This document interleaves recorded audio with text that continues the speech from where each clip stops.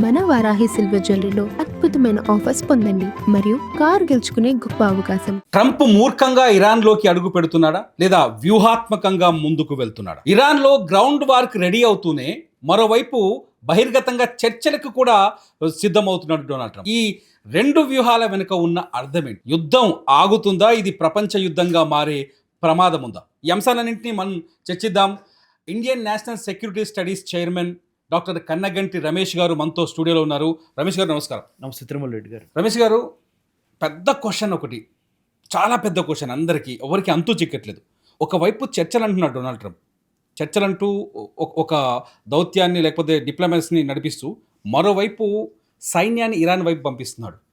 అంటే ఖచ్చితంగా ground war చేస్తామని చెప్తున్నాడు. పెంటగాన్ కూడా దీనికి సంబంధించిన అంశాన్ని ధృవీకరిస్తుంది. ఈ వ్యూహం వెనుక ఉన్న అర్థం ఏంటి సార్? సింపుల్ సార్, 21వ శతాబ్దంలో యుద్ధ రీతి యుద్ధ నీతి రెండు మారినాయి. మరి ముఖ్యంగా Donald Trump the most unpredictable and very maverick in nature. అంటే ఆయన చేసే పనులు చెప్పే మాటలు రెండిటికి పొంతన అసలు చూడకూడదు మనం. ఓకే, ఆయన చెప్పిన మాట వెనక అంతర్యం ఏంటో మనం గమనించి పనిచేయాలి. మీరు అన్నారు, ఒకవైపున కర్గ్ ఐలాండ్ని స్వాధీనం చేసుకుంటా, ఇంకోవైపున పాకిస్తాన్లో కూర్చొని చర్చలు, సౌదీ అరేబియా ఈజిప్ట్ని పిలిచి, టర్కీని పిలిచి, అమెరికా ఇరాన్ కలిసి కూర్చొని మన పాకిస్తాన్లో, అసలు పాకిస్తాన్ అంటేనే ఉగ్రవాదానికి పుట్టినిల్లు. Pakistan state conducting terrorism, Pakistan state initiating terrorism, Pakistan state perpetrating terrorism.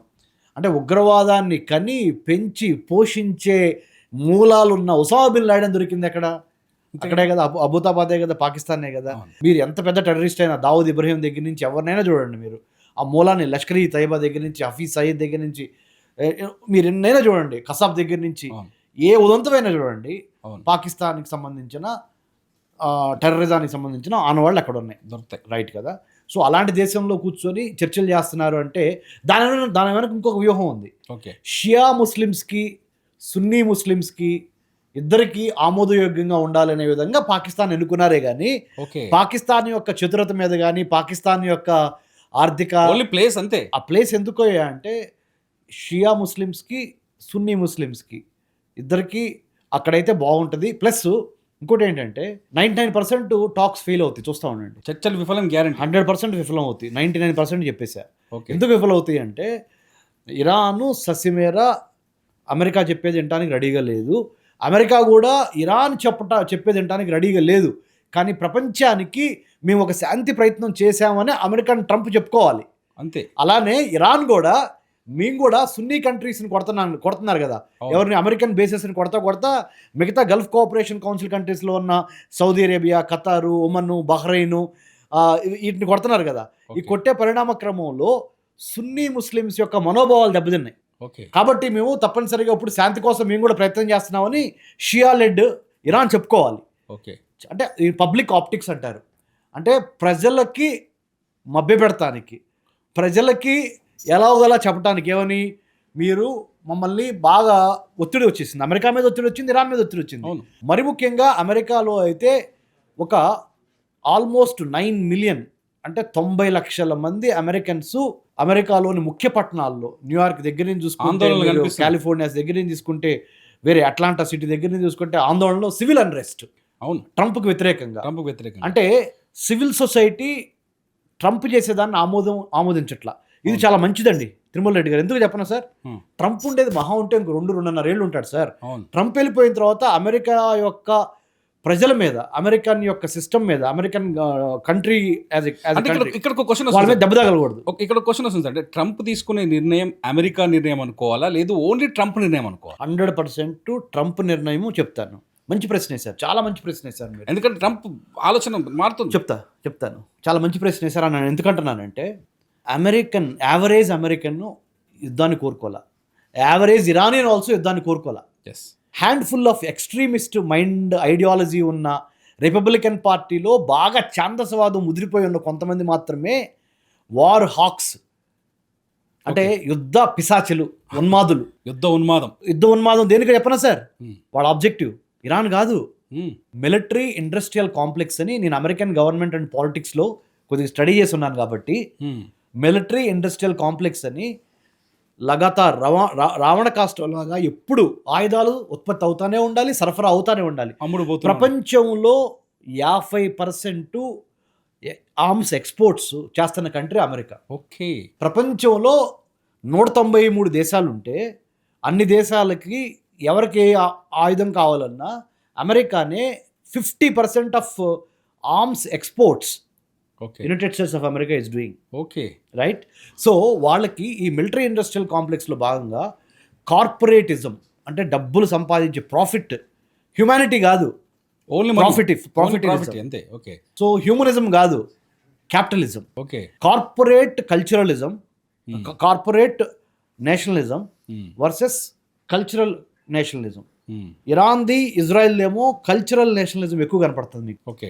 అమెరికాలో కార్పొరేట్ నేషనలిజం ఎక్కువ కనపడుతుంది. ఓకే. అంటే ఇండస్ట్రియలిస్టులు, మిలిటరీ, మ్యానుఫ్యాక్చరింగ్ యూనిట్స్ యుద్ధం కంటిన్యూస్ అవుతూ ఉంటే సొమ్ము చేసుకోవడానికి కావాల్సిన ఆ ఎన్విరాన్మెంట్ని క్రియేట్ చేస్తారు. అంటే దీనికి ట్రంప్ సపోర్ట్ చేస్తున్నాడా? 100% ట్రంప్ కానీ ఇదే రిపబ్లికన్స్ లో CNN సర్వే ఒకటి చేసింది. ఇదే రిపబ్లికన్స్ లో 23% ఇదే రిపబ్లికన్స్ ట్రంప్ యుద్ధాన్ని వ్యతిరేకించారు. ఇరాన్ పై యుద్ధం ఎందుకు, దేశం పైన అదనపు భారం ఎందుకు అని చెప్పేసి వ్యతిరేకిస్తున్నారు. వాళ్ళు ఆందోళన చేస్తున్నారు. అబ్సల్యూట్లీ. దాన్ని ఎలా అర్థం చేసుకోవాలి? 100%. ఇప్పుడు ట్రంప్ మీకు నా ఇంటర్వ్యూస్ బిగినింగ్లోనే స్టేట్మెంట్ చెప్పాను.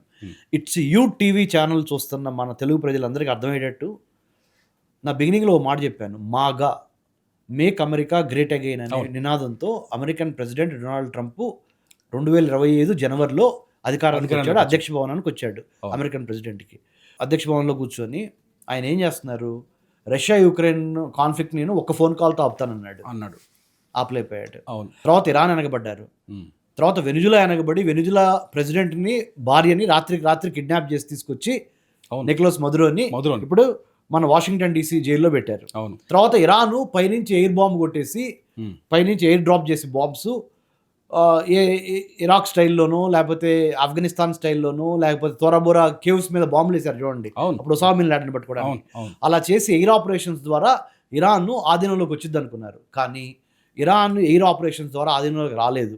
తర్వాత ఇరాన్ దానికి గొప్ప అడ్వాంటేజ్ ఏమైందంటే జోగ్రఫీ గొప్ప అడ్వాంటేజ్ అయింది ఇరాన్కి.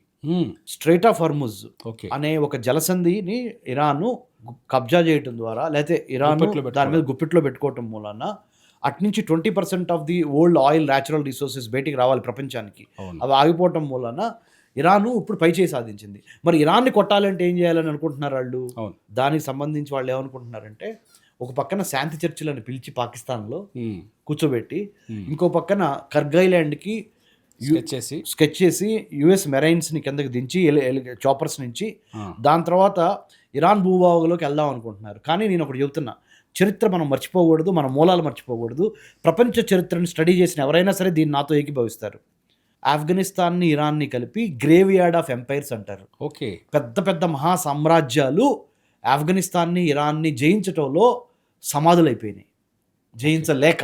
ఓకే. సో ఇవాళ అమెరికా పరిస్థితి కూడా ఒకవేళ ఇరాన్ ఒక స్టేట్మెంట్ ఇచ్చింది, మీరు వచ్చారంటే శవాలుగానే వెనక్కి వెళ్ళి, అదేనా ధైర్యం? అది ఎందుకు ధైర్యం అంటే సార్, అది ఇరాన్కి ఎందుకు ఆ ధైర్యం ఉందంటే ఇరాన్లో ఉన్న భౌగోళిక పరిస్థితులు అమెరికన్స్ సిద్ధంగా లేరు. అమెరికన్ సైన్యము military to military conflict plain lands అంటే మైదాన ప్రాంతాల్లో జరిగే కాన్ఫ్లిక్ట్స్కి వాళ్ళు సంసిద్ధత అయి ఉన్నారే కానీ మౌంటైన్ వార్ఫేర్లో, జంగిల్ వార్ఫేర్లో అన్నిటికీ మించి వాళ్ళు ఈ గొరిల్లా వార్ఫేర్లో, అసిమెట్రిక్ వార్ఫేర్లో ఇరాన్ చాలా స్ట్రాంగ్ కదా. ఇరాన్ స్ట్రాంగ్, అమెరికాకి అంత అనుభవం లేదు. ముఖ్యంగా లాస్ట్ టైం అమెరికా ఏ వార్ గెలిచింది చెప్పండి మీరు?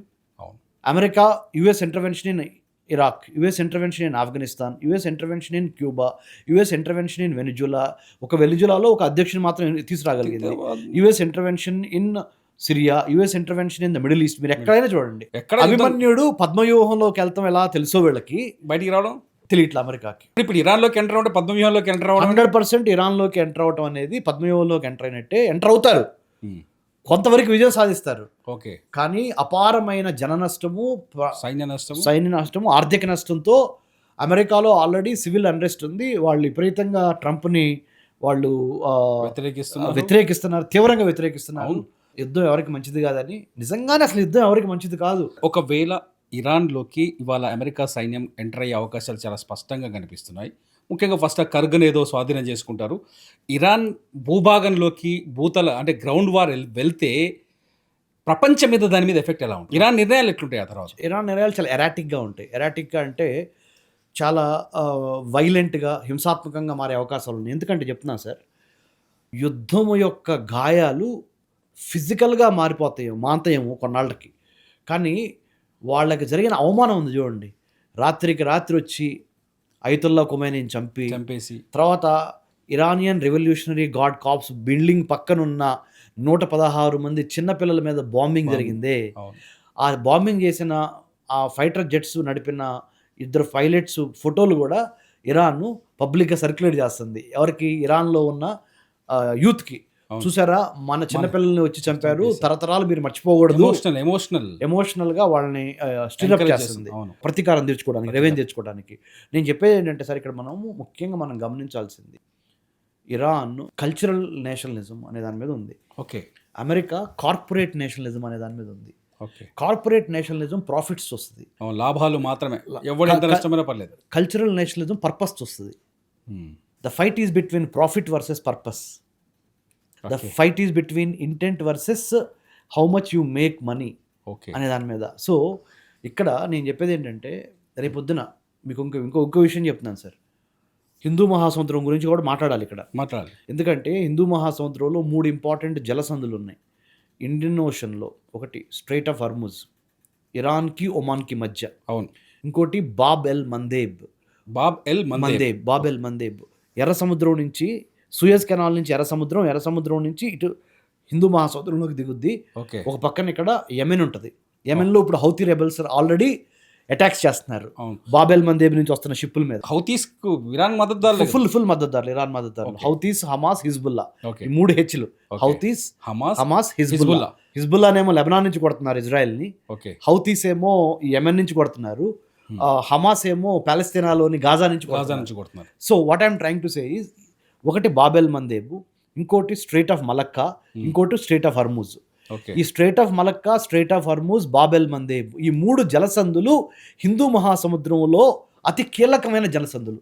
ఈ 3 జలసంధులు కనుక 3 రోజులు మూసిపోయినాయి అనుకోండి, ప్రపంచానికి సంబంధించి మినిమము 30 రోజులు ప్రపంచం ఏమి చేయలేని పరిస్థితికి వెళ్ళిపోద్ది. మొత్తం ప్రపంచం మొత్తం చెప్తున్నాను నేను, ఎంటైర్ వరల్డ్ చెప్తాను. ఎందుకు చెప్తానండి, ఈ 3 జలసంధులను కలిపితే exports, imports, shipping, merchant navy, normal navies, వీటితో పాటు సీ లైన్స్ ఆఫ్ కమ్యూనికేషన్, వీటితో పాటు అండర్ వాటర్ ఇంటర్నెట్ కేబుల్స్, తర్వాత ఇంకా ఇండియన్ ఓషన్ ప్రపంచంలో 3వ అతిపెద్ద మహాసముద్రం.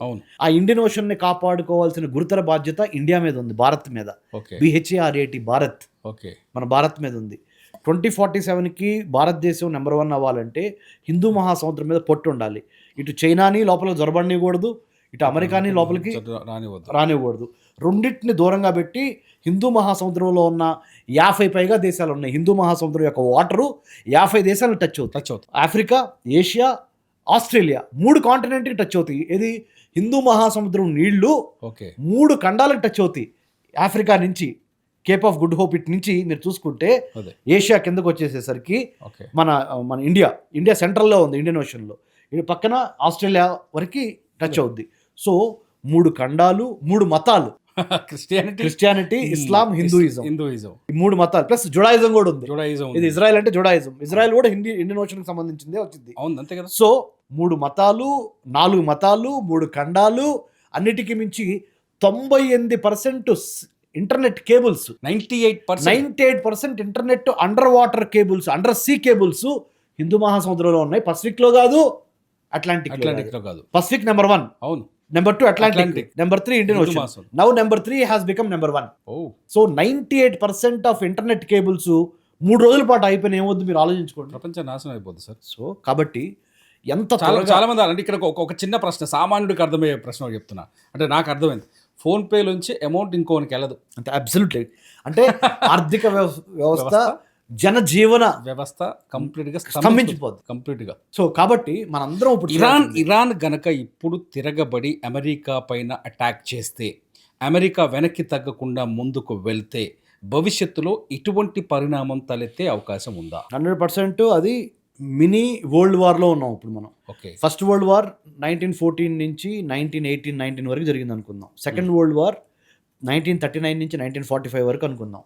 మినీ వరల్డ్ వార్ ఫిబ్రవరి 28 నుంచి 2026 నుంచి ఎప్పటి today is 30th March right 2026 mini world వార్లో ఉన్నాం. ఈ మినీ వరల్డ్ వారు రేపొద్దున అమెరికా తన సైన్యాన్ని బాట్స్ని రెండింటిని boots and bots. Okay. Bots అంటేనేమో robo army, okay. Bots BOTS.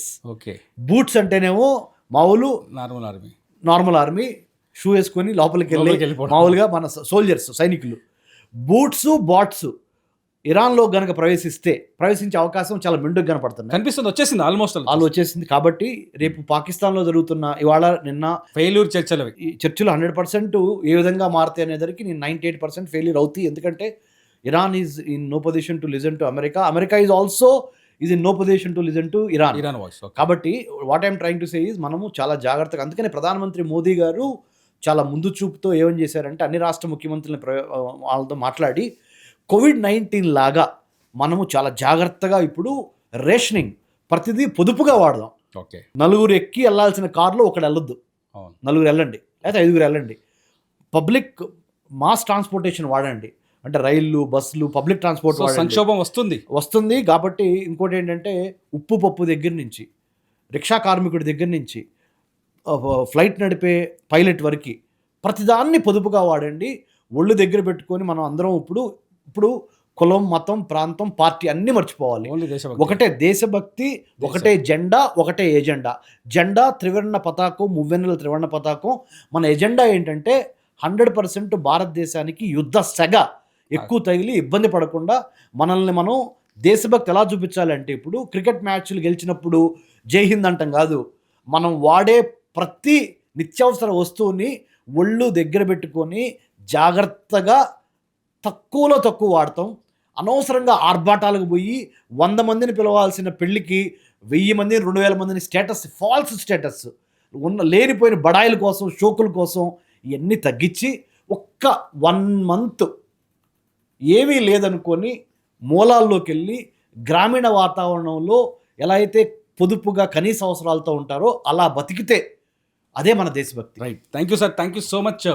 అంటే యుద్ధం సెగ గట్టిగా ప్రపంచానికి తాగబోతుందని చాలా స్పష్టంగా రమేష్ గారి మాటలు అర్థమవుతుంది. యుద్ధ వాతావరణం వచ్చినప్పుడు మనుషులు ఎలా ఉండాలి అనే విషయాన్ని చాలా స్పష్టంగా చెప్తున్నారు రమేష్ గారు.